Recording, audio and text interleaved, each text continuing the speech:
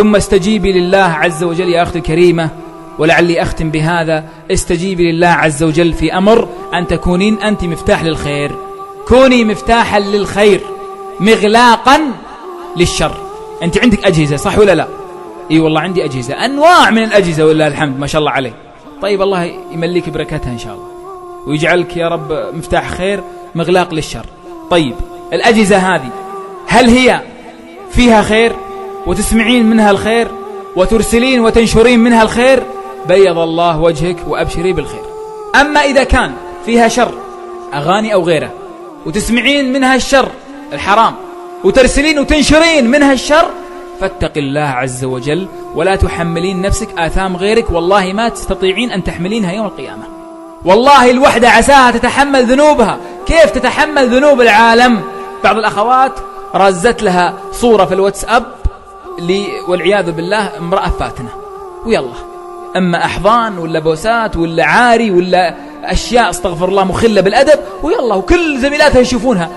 ذنوب على راسك، ذنوب على راسك. الله يعينك على شيلها يوم القيامة.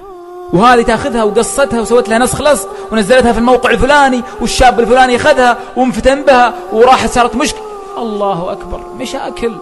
يقول النبي عليه الصلاة والسلام: من دعا إلى ضلالة كان عليه من الوزر مثل أوزار من تبعه لا ينقص ذلك من أوزارهم شيئا. يوم القيامة توقفين قدام رب العالمين فتأتيك سيئات كثير أنت ما سويتيها، والله ما سويتيها، لكنها سيئات وذنوب اللي أنت كنت سبب في وقوع الذنوب والسيئات عليهم. كيف؟ نشرت أغنية، أرسلت أغنية، نشرت صورة فاضحة، صورة فاتنة، وزعت، نشرت مقاطع سيئة، كله على ظهرك.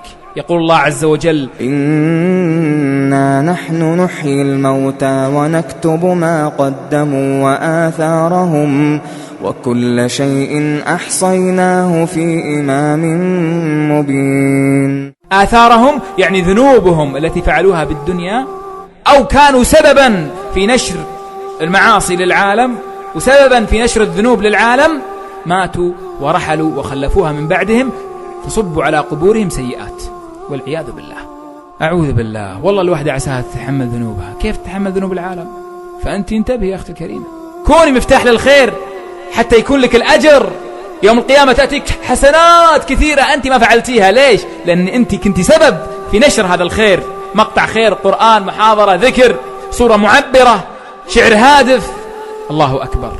الله يا أختي الكريمة، أزيل الصور الفاتنة، أزيل المقاطع اللي قد تشهد عليك.